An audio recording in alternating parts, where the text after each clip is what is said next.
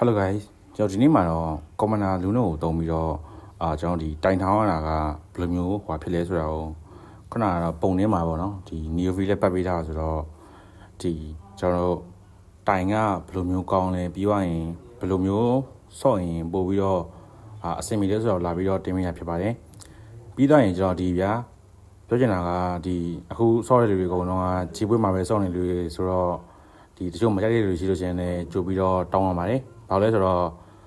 ကျွန်တော် rap မှာလည်းတိတ်မဆော့ပြဘူးပေါ့နော်အားကြောင့်မလို့ကျွန်တော်တိုင်ထောင်တဲ့ဒီဗီဒီယိုရအောင်လို့ကျွန်တော်ဒီပတ်စံနေနဲ့အများကြီးရင်းထားတယ်ပေါ့နော်အဓိကပြောချင်တာကတော့အဲ့ဒါပါပဲဒီဘက်မှာတော့ကျွန်တော်ဒီ Commander Zuno ကိုပဲတုံးထားပါတယ်အများအား Blazing Man နေလည်းရှိနေရဆိုတော့တိတ်ကြီးစားတော့မရှိဘူးပေါ့နော်ကျွန်တော်ပထမဆုံးဒီ Luno Spell ကိုဒီ second round မှာစပြီးတော့တုံးလို့ရတယ်ဆိုပေမဲ့ကျွန်တော်တို့ကဒီအမြဲတမ်းများ Blazing ကိုမှန်ရင်လည်းကြောင့်မို့ကျွန်တော်တို့တန်းပြီးတော့မတုံးပါဘူးဘာလို့လဲဆိုတော့တည့်ရတိုင်းပဲဒီတိုင်ရ Crystal ကျွန်တော်ဒီရထားပါတော့ဒီကျွန်တော်300ပြလို့ရှိရင် Crystal ရနိုင်ရမယ်ဒါမှမဟုတ်လို့ရှိရင်ကျွန်တော်ဒီ600နဲ့800ကြားမှာ900နဲ့အထပါဆိုလို့ရှိရင်လည်း तू ကအဲ့လိုမျိုး Crystal နှစ်ခုတော့ထိပေးတာဆိုတော့လေကျွန်တော်ကဒီ Blazing အမြဲတမ်းမှန်နေလို့ရှိရင်တော့ပို့ပြီးတော့ကောင်းပါတယ်ဘာလို့လဲဆိုတော့ဒီကျွန်တော်ဒီ Neo V Crystal နှစ်ခုတော့ပါလို့ရှိရင်တိုင်တန်းအမြဲတမ်းဖြစ်တယ်ပေါ့နော်အဓိကကတော့အဲ့ဒါပါပဲကျွန်တော်အမြဲတမ်းဒီ Blazing ကိုတော့တန်းပြီးတော့မတုံးပါဘူးအားလေးကိမှာတော့ဒီလူနိုကက်ကတော့ကိုကြိုက်တော့ယူပေါ့နော်ကျွန်တော်တော့မကြိုက်တော့မယူဘူးဗျာ Crystal ရမယ့်ကက်ကိုပဲယူတယ်ပေါ့နော်ဒါပေမဲ့ဒီ Vela Crystal ရမယ့်ကက်မှာပါတော့ဗျာ Vela Runner ပေးတဲ့ကက်ဆိုတော့ဒီရတဲ့ကက်ကတော့တွေ့တဲ့အတိုင်းပဲ Karina တော့ရသွားတယ်ပေါ့နော်ပြီးတော့လို့ရှိရင်ကျွန်တော်ဒီအားလေးကိမှာ level ကိုလုံးဝမတင်မင်းနဲ့ဆော့ပါဘာလို့လဲဆိုတော့ဒီကျွန်တော်ဒီ level မတင်လို့ရှိရင်ဒီ Brody ရနိုင်ရတဲ့ chance ကလည်းများတယ်ပေါ့နော်ကိုက level လိုက်ပြီဆိုလို့ရှိရင်လည်းဗျာထားပါတော့ဒီ Lilia ဒီ Brody ကရှားတာရမ်းကြသွားလို့ရှိရင် level လည်းလိတ်တက်ပါတယ်ကျွန်တော်တော့အမြဲတမ်းပဲအဲ့လိုမျိုးဒီနောက်ထပ် round မှာပဲစရတယ်ပေါ့နော်ကဲအဲ့တော့ဒီအားလေးကိကိုတော့ခဏကြောလိုက်ပါမယ်ကျွန်တော်ဒီမှာဆိုလို့ရှိရင်တော့ပထမ Facebook ပြီးသွားပြီဆိုတော့ကျွန်တော်ဒီ Blazing စပြီးတော့ chain လိုက်ရပြီပေါ့နော်အဓိကဘယ်လိုမျိုး chain ကောင်းလဲဆိုတော့ကျွန်တော်ဒီဗျာကျွန်တော်ရှာတယ်ဗျာရှာပြီးတော့လို့ရှိရင်ဒီ Brody ဓာတ်မုံလေးလီရပေါ့နော်ဒီ Brody ကမဆွမ်းပေါင်းလို့ရှိရင်တော့အဲ့ Brody နောက်တစ်ကောင်ရှာပြီးတော့ Blazing သုံးလို့ရှိရင်တော့ဒီ Brody ကတန်းပြီးတော့ကျွန်တော်ဒီတိုင်ဟိုတန်းရတယ်ပေါ့နော်ဒါပေမဲ့ကျွန်တော်တွေ့တဲ့အတိုင်းပဲ Brody ကတော့တန်းမတွေ့ဘူးအဲ့တော့ဘယ်လိုပြောမလဲတိတ်ပြီးတော့အဆင်ပြေပေါ့နော်အဲ့တော့ဒီမှာကတော့တော်တော်များသိကြတဲ့အတိုင်းပဲ level ကတော့ဒီမှာတက်လိုက်သွားပြီပေါ့နော်ကျွန်တော်ပြီးသွားရင်ဒီတိုင်နင်းမှာက Blazing မပေါင်းတဲ့ hero ကတော့ Gadoga ချပါပဲဘာလို့လဲဆိုတော့ဒီ Gadoga ချကိုကျွန်တော် Blazing မောင်းလိုက်ပြီဆိုလို့ရှိရင်များဒီကောင်ကလက်သီးလေးပါတယ်ပြီးရင်ကျွန်တော်ဒီတန်လဲပါတာဆိုတော့ရင်းသိပ်ပြီးတော့အဆင်မပြေဘူးပေါ့နော်အဲ့တော့ကျွန်တော်ဒီနောက်ထပ် Brody ဒီကောင်တော့ရအောင်ရှာပါဒီမှာ Brody ကအကောင့်30ကျန်သေးရဆိုတော့ကျွန်တော်တော့နည်းနည်းရင်းလိုက်ပါတယ်အဓိကရင်းတာပို့ပြီးတော့ကောင်းတယ်ပေါ့နော်ဘာလို့လဲဆိုတော့ကိုကအဲ့လိုမျိုးအလောကြီးပြီးထောင်ရလို့ရှိရင်လည်းတိတ်ပြီးတော့ကောင်းတဲ့အနေဒါမဟုတ်ဘူးဆိုတော့လေအားကြောင့်မလို့ပါဒီမှာရှာရဲ Brody တွေ့တယ်ပေါ့နော်ပြီးတော့ကျွန်တော်ဒီမှာ Brody ကို Blazing ပေးလိုက်ပေါ့နော်အမှဆိုကျွန်တော်ဒီမှာတိုင်ရမှန်သွားပြီပေါ့နော်ပြီးတော့ရင်မှာလီလီယာလည်းမှန်တယ်အမှအကုန်လုံးမှန်တယ်ဆိုတော့စစ်တန်းပြီးသွားပြီပေါ့နော်စစ်တန်းပြီးသွားပြီပြီးသွားလို့ရှိရင်ကျွန်တော်ဒီမှာအဓိကကိုကထိန်းညင်တဲ့ hero နဲ့ထိန်းလို့ရတယ်ပေါ့နော်ဘာလဲဆိုတော့ကိုကဗျာထားပါတော့ဒီ level နဲ့အတူဗျာကိုဆော့ကျင်တဲ့ hero အဓိကကျွန်တော်ဒီလက်တီးနဲ့ဆော့ရင်တော့ကျွန်တော်စိတ်ထဲမှာတော့ပို့ပြီးတော့သဘောကျတယ်ပေါ့နော်ဘာလို့လဲဆိုတော့ဒီဘွဲကလီနာဟိုကလေးပါတာဆိုတော့လေအဓိကအားကြောင့်မလို့ပါဒီအားလေးမှာကျွန်တော်ဒီ Brody ကိုတန်းသုံးလိုက်လို့ကျင်လည်းရတယ်ပေါ့နော်ဒါပေမဲ့ကျွန်တော်ကအမြဲတမ်းမှန်နေအောင်လို့အဲ့လို Blazing ကိုတော့အမြဲတမ်းအဲ့လိုပဲတုံးပါလေဒီထားပါတော့ကျွန်တော်ကဒီဗျာ Brody ကိုတုံးလိုက်လို့ Brody ကတိုင်နေထားပါလို့ဆိုလို့ရှိရင်တော့အဲ့ Brody ကိုရောင်း Lilia ကိုတင်လိုက်အဲ့ Lilia ကိုတိုင်ထားရဆိုလို့ရှိရင်တော့ကျွန်တော်ဒီနည်းနည်းတော့အချိန်တော့ကြာသွားမှာပေါ့နော်Farin ကိုထပ်တင်လိုက် Farin က fire ထားလို့ရှိရင်တော့အဲ့ Farin ကိုပဲ Blazing ပေးချိန်ပေါ့နော်အဓိကတော့အဲ့လိုမျိုးဆော့တာပို့ပြီးတော့ကောင်းပါလေကဲဒီမှာတော့ကျွန်တော်ကတ်ဒီမှာတော့တိုင်ထောင်လို့ရှိရင်တော့ကျွန်တော်သိတဲ့အတိုင်းပဲတိုင်ကက်ကတော့ကျွန်တော်အမြဲတမ်းမရပါဘူးတပွဲမှလည်းမရဘူးပေါ့နော်အားကြောင့်မလို့ဒီမှာတော့ပတ်စံလည်းနည်းနည်းလိမ့်နေတာဆိုတော့ကျွန်တော်ဒီပတ်စံရမယ့်ဟာကိုပဲအဓိကယူကြပါတယ်ပြီးသွားရင်ဒီကျွန်တော်တို့တော်တော်များတိကြတာတော့မသိပါဘူးဒီတိုင်ဟီရိုတေလို့ရှိရင်လည်းသူကဒီကျွန်တော်တို့ တိုင်ဖတ်တယ်မှာလည်းနည်းနည်းပါဝင်နေပေါ့နော်သူကအားကြောင့်မလို့ပါဒီမှာဆိုလို့ရှိရင်ဒါတော်တော်များတခြားကြည့်ရင်တော့သိမှာပါကျွန်တော်ဒီသူတီလို့ရှိရင်လည်းသူ့ရဲ့တိုင်စတက်ကလည်းတက်တယ်ပေါ့နော်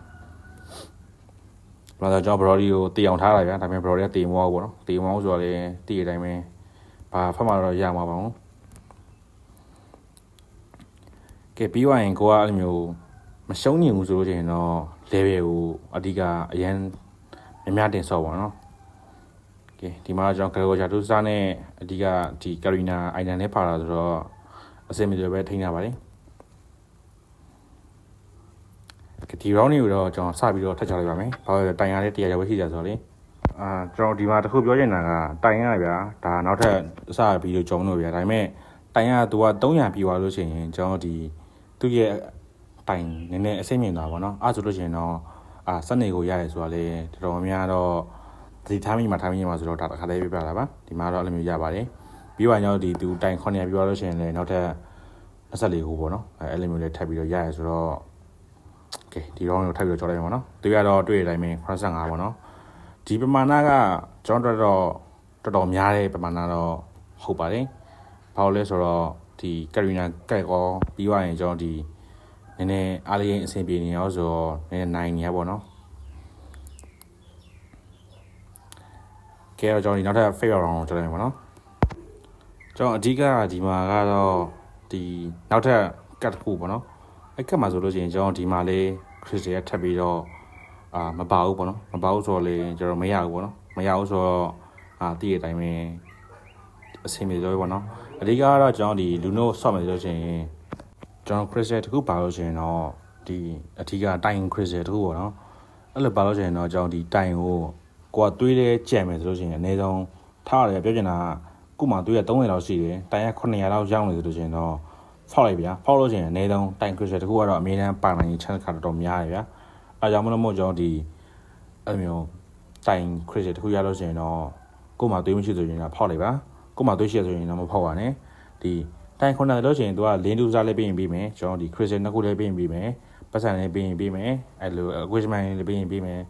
အဲ့တော့တိုင်ဆော့ရတာသိရမလားကျွန်တော်ဒီကန်နဲ့နည်းနည်းစိုင်နေပေါ့နော်ကဲဒီမှာဖာစာကျွန်တော်ဒီတိုင်ရတော့605သူရတော့51ပေါ့နော်သူ51ဆိုတာဒီကျွန်တော်တို့ RAM မဟုတ်ဘဲနဲ့ကြီးဝဲမှာဆော့နေတာဆိုတော့အရင်တော့များတဲ့ဘာနာတော့မဟုတ်ပါဘူးကဲအဲ့တော့ကျွန်တော်ဒီနောက်ထပ် round ထပ်သွားလိုက်ပါကြော်လိုက်ပါနော်ထိပ်ပေါက် round ထပ်ကြော်လိုက်ပါနော်ကျွန်တော်ဒီမှာဆိုလို့ရှိရင်တော့ဒီနောက်ထပ်ဟိုအောင်ရောက်တော့မှာပေါ့နော်သူရတော့24ပေါ့နော်အဓိကကျွန်တော်ဆူတောင်းတာတော့တန်းပြီးတော့တန်းမထွက်ပါသေးတယ်ပဲကြောင်းတာပေါ့နော်အဲ့မှာကျွန်တော်ဒီအဓိကကဟိုFlora တို့ဘာလို့အဲ့လိုမျိုးနည်းနည်းဟိုဖြည့်နေတွေ့လို့ရှင်တော့တန်းထောက်အောင်ပါနော်ဒါပေမဲ့ဒီဘက်မှာတော့မတွေ့ဘူးဆိုတော့ကန်ကောင်းသွားတာပေါ့ဒီရှိမှာကနာနာကဘယ်လောက်မကောက်တယ်ဗျာအဲ့တော့ကျွန်တော်ဒီမှာတိုင် crystal ပါလာတော့သွားကောက်တယ်ဗျာကောက်ပြီးသွားတော့ချင်းကျွန်တော်ဒီတန်းဖောက်ပေါ့နော်ကိုကတိုင်အတူလုံးမယ်ဆိုရင်တော့မှဒီသူရအရင်မများတာဗျာဘယ်လိုပြောမလဲသူ့ရဲ့အဖတ်မကြတော့ချင်းကျွန်တော်တိုင်ပတ်ပါဆိုလို့ပေါ့နော်အဲ့တော့ကျွန်တော်ဒီမှာတော့တန်းဖောက်လိုက်တယ်ဖောက်တော့ဒီမှာကျွန်တော်ဒီ crystal တစ်ခုပါလာတယ်နှစ်ခုပေါ့နော် crystal နှစ်ခုနဲ့သူကနည်းနည်းဂိုးလေးပြီးသွားတာပေါ့နော်အဲ့တော့ဒီမှာတိုင်ရတော့ crystal နှစ်ခုဖြစ်သွားပြီဆိုတော့တိုင်ရတော့စပြီးတော့တန်းဖြောသွားပြီအဲ့မှာတိုင်ရဖြောသွားတော့ဘာဖြစ်လဲဆိုတော့ကျွန်တော် legit တန်း3အောင်ကြာတယ်ပြီးတော့ကျွန်တော်ဒီမှာတိုင်နဲ့ဖတ်ကပြီးသွားပြီဆိုတော့ keyword 11ပေါ့နော်အဲ့ဒါရဖို့တော့ကတော့တော့ပေးထားပါတယ်ဒီမှာ virus ကကျွန်တော်ဒီ2 star 2ကောင်ရှိနေတာဆိုတော့ကျွန်တော်တော့ပိတ်ချောင်းပြပါပါဘာလို့လဲဆိုတော့သိရမလားလိုလည်းမလိုဘူးဆိုတော့လေပြီးတော့ကျွန်တော်ဒီမှာနိုင်ရင်လို့ရှိရင်တော့ keyword 11ရအောင်ဖြည့်ပေါ့နော်မဖြည့်လို့ရှိရင်တော့မနိုင်ပါဘူးကဲဒီမှာကျွန်တော်ဒီမှာ3 star 3ကောင်နဲ့ဆိုရင်တော့ပြန်ပြီးတော့နိုင်ပါပြီဒါပေမဲ့ကျွန်တော်ဒီပွဲမှာကအမှန်တကယ်သူချင်းနဲ့ခေါ်တယ်ဗျ Flora သိရမလားအဲ့လိုမျိုးဒါပေမဲ့ကျွန်တော်ကတိုင်900ကိုလည်းမပြည့်ပါဘူးဆိုတော့ချဲတမ်းမမိရဆိုတော့ဒီအစင်ပြေပဲရအောင်ရှားပေါ့နော်တိုင်တန်းပြီးတော့ကျွန်တော်ဒီမှာထပ်ပြီးတော့ရှာမယ်အဓိကဘာရှားမလဲဆိုလို့ရှိရင်တော့ကျွန်တော်ဒီ level တာတင်တာနည်းနည်းမှားသွားတာပေါ့နော်အဲ့မှာကျွန်တော်ဒီဘယ်လိုပြောမလဲ aura လေးနည်းနည်းရှားတာတော့တိုင်မဲ့တော့ဖြစ်ပါတယ်ကဲပြီးတော့ကျွန်တော်ဒီ Lilia ဘယ်လိုနေထားတာဆိုတော့ Lilia ဟိုဖြစ်တဲ့ဟာကိုရောင်းရမှာအဲ့လိုမျိုး keyword တစ်ကောင်တင်ပါနော်ဘာကျွန်တော် ruby ရောင်းလိုက်ရမယ် ပတ်ကီတော့ကျွန်တော်ဒီမှာရှာတယ်ရှာတော့ဗလန်စီကမတွေ့သေးဘူးပေါ့နော်ရှာတယ်မတွေ့သေးပါဘူးထပ်ရှာတယ်ကျွန်တော်အမှပြီးသွားရင်ကျွန်တော်အမှမလိုတဲ့ကောင်တွေရောင်းပါတော့တစ်ခါလေးရောင်းသွားလို့ရှိရင်ကျွန်တော်ဒီမှာရှာရင်တော့တိုင်းရှာပလဲပေါ့နော်ကျွန်တော်ဒီဝဲမှာကဒီမှာဟောနဲ့ Wi-Fi နဲ့တွေ့တယ်ဒီသူကတော့ဒီဝဲမှာသူ3ကြားမတရားလေးဆိုတော့ကျွန်တော်နည်းနည်းနေသက်ချောင်းရတာပေါ့နော်သူကတရားမဲ့သူလို့ကျင်တော့တန်းပြီးတော့ထွက်နိုင်ချန်စိတ်တော်တော်များတယ်ပေါ့နော်ပေါ့ဆိုသူရတယ်ကျွန်တော်ရာခိုင်တော့ကနေဘာမှမကြံတော့ဘူးလေသိရမလားသူခုံဆွဲမှလာအရင်များနေပါလားလည်းမဟုတ်ဘူးဆိုတော့လေအဲ့လိုမျိုးပေါ့နော်ကိုဟိုဖြစ်မဲ့ဟာကိုတခါလေးတန်းရှာပါနော်โอเคပြီးသွားရင်ကျွန်တော်ဒီမှာလင်းအဓိကကျွန်တော်ဒီပွဲမှာလင်းထပ်ရှာလို့ရှိရင်လင်းကဖြစ်တယ်ဗျာဒါပေမဲ့ကျွန်တော်ကဒီ KW 11ပဲရအောင်လေပေါ့နော်အဲ့လိုမျိုးဒီလီလီယာကိုရောင်းပါနော်လီလီယာကိုရောင်းတယ်ကျွန်တော်ပြီးရင်ပက်ကီတို့တင်တယ်နောက် KW ထားတယ်ကျွန်တော် KW 9ကောင်ရှိပြီဗျာ9ကောင်ရှိဆိုတော့ပြီးသွားရင်ကျွန်တော်ဒီမှာထပ်တဲ့10ကောင်ပြီးရင်အောက်ကကိုချင်းတဲ့9ကောင်ဗျာ9ကောင်ပြီးကျွန်တော်ဒီမှာ Crystal နဲ့တို့ချင်းရှာရပါနော်အဲ့တော့ကျွန်တော်ဒီမှာထပ်ပြီးတော့ရှာမှာဗာလဲဆိုတော့ Aura လိုနေရပါတော့ဒီမှာ Crystal 3ခုဆိုတော့9ခုဖြစ်နေပြီ KW 11ဒီကတိုင်ဆောလို့ရှိရင်တော့ကောင်းကျိုးကဗာလဲဆိုတော့အဲ့ဒီခုကတော့မိုက်ပါတယ်နည်းနည်းကိုကဗျာတိုင်ရအရင်တော့990ပြီးမှကျန်းလာဆိုရင်လည်းကျွန်တော်ဒီကြားထဲမှာပြောချင်တာကဒါပွဲရတည်ရမလားဒီလောက်ဆိုနိုင်ဝိုင်းဆိုတာလွမ်းတည်ရဗျာအဲ့တော့ထောက်ပြောတော့ဒီကပြောချင်တာကဒီကျွန်တော်ဒီတိုင်900နဲ့900လောက်ရောက်ပြီဆိုတော့လည်းကိုကအိမ်မုံကိုင်လို့ရှိရင်လည်းကျွန်တော်ဒီမှာလင်းတူးဆက်ကြရလို့ရှိရင်ကျွန်တော်တို့ကလင်းနောက်ထပ်3အောင်ပဲရှားရလုံးဝင်ဗျာအဲ့တော့ကလောင်း3လုံးရှိလို့ရှိရင်တန်ပေါက်လည်းရပါတယ်အဓိကကျွန်တော်လဲစောင့်နေရဆိုတော့ဗောနော်မင်းညကကျွန်တော်စောင့်တော့လည်းအဲ့လိုမျိုးပဲရှားရဆိုတော့ဒီဖြစ်တယ်ဗောနော်ကေပါကျွန်တော်ရှာတယ်မတွေ့ဘူးနော်မတွေ့ဘူးဗျာနော်မို့တော့ရမ်းချစ်တာကျွန်တော်လင်းကိုရောင်းအောင်ကြိုင်နေရောင်းကြည့်တယ်ရှာတယ်မတွေ့သေးဘူးဗျာနော်အမှကျွန်တော်ဘယ်လာပါထက်ရောင်းလင်းနဲ့ဘယ်လာထပ်ပြီးတော့ရောင်းရရပြည့်မလားကျွန်တော်တော့ပြည့်သားရမှာကျွန်တော်ဒီမှာ KW 11ဆိုတော့ကျွန်တော်ဒီမှာလုံးဝကျန်းသွားပြီပေါ့နော်ဒီဘက်နဲ့ကန်ကောင်းတာလေးပါလဲဆိုတော့ဟိုမှာကျွန်တော်လင်းနဲ့မတွေ့ရတယ်ကောင်းသွားပြီပေါ့နော်ဘာလဲဆိုတော့ကျွန်တော် cycle တော့ဟိုဘက်ထောင်းသွားတာဆိုတော့နည်းနည်းတော့ဆိုးတာပေါ့နော် Okay KW 11ရဲ့ကျွန်တော်ဒီအဓိကသူ့ရဲ့အထောင်လုံးကောင်ကတော့တည့်ရဲ့အတိုင်းပဲသူရပိုများတာဆိုတော့ကျွန်တော်ဒီ5 goal ကြီးထားတာကိုဟွာဖြစ်သွားတာပေါ့နော်ကျွန်တော်တန်းသွားပြီဆိုတော့ပွဲလေးရကျွန်တော်ဒီလောက်ပါပဲနော်ချင်းရောထပ်ပြောကြမှာပါအောင်ပြောချင်တာဒီတိုင်ဆောက်မယ်ဆိုလို့ရှိရင်တော့တွေးကြောမယ်ရှုံးမယ်ကိုကမရှုံးနိုင်ဘူးဆိုလို့ရှိရင်တော့အဲ့လိုမျိုးဒီချာလေးထိန်းဆော့ပါတော့level ကတော့အဲ့လောက်ကြီးဒီခေါင်းနဲ့ထိတ်တာမလို့ပဲကျွန်တော်ပိတ်တင်ပြီးတော့သိရမလားအမြင်ရှာဆော့ပါတော့ဒီတိုင်ကိုထောင်လို့ရှိရင်တော့တွေ့တည့်ရတိုင်းပဲကျွန်တော်ဒီလူလုံးထောင်နေကောင်းမယ်ပြီးတော့ကျွန်တော်ဒီအိမ်မွန်နဲ့လဲကိုကထောင်တိုက်ရင်ထောင်တတ်တယ်လို့ပိုကောင်းတယ်ပေါ့နော်နောက်လို့ဆိုတော့ဒီကျွန်တော်အိမ်မွန်နဲ့ထောင်လို့ရှိရင်လည်းတည့်ရတိုင်းပဲကျွန်တော်ဒီခုနကကျွန်တော်ပြောခဲ့သလိုပဲတိုင်900ပြည့်လို့ချင်းရင်းဖောက်လိုက်လို့ချင်းသိရမလားကန်ကောင်းနိုင်တယ်ပေါ့နော်ကဲဒီမှာတော့83စာကိုလည်းမြန်မာလိုပဲထပ်ပြီးတော့ရှင်းသွားတယ်ပေါ့နော်ကဲပွဲရတော့ပါပဲကျွန်တော်ဒီအဆုံးလေးကြည့်ပေးလို့တော့ကျေးဇူးတင်ပါတယ်နော်ပြီးပါရင်ရောဒီကျွန်တော်ဒီမှာလာပြီးတော့ဒီကြီးဝဲဆော့ကျင်လို့ရှိရင်လည်းလာပြီးတော့ဆက်သွယ်ပြီးတော့မေးထားလို့ရပါတယ်အဓိကကြီးရတော့ကျွန်တော်ဒီအပျော်ပွဲဆော့တာဆိုတော့အကုန်လုံးစုပြီးတော့မိမပဲဟောချင်ပါပါနော်ကဲအဲ့တော့အားလုံးပဲကျွန်တော်ဒီဗီဒီယိုတော့ဒီလောက်ပါပဲနော်အပေးကြည့်ပေးလို့တော့ကျွန်တော်ကျေးဇူးတင်ပါတယ်ဟုတ်ဒီဒါကတော့ခြေဝဲထောင်းလာတဲ့ဟာပေါ့နော်လူကတော့800ဝယ်ရှိပါသေးတယ်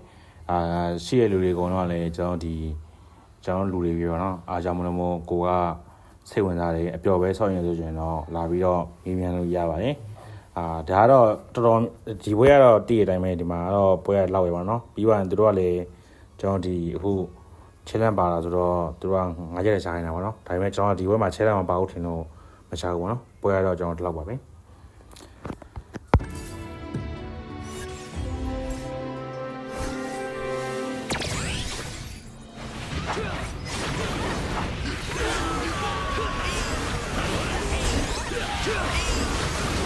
Balance has been restored.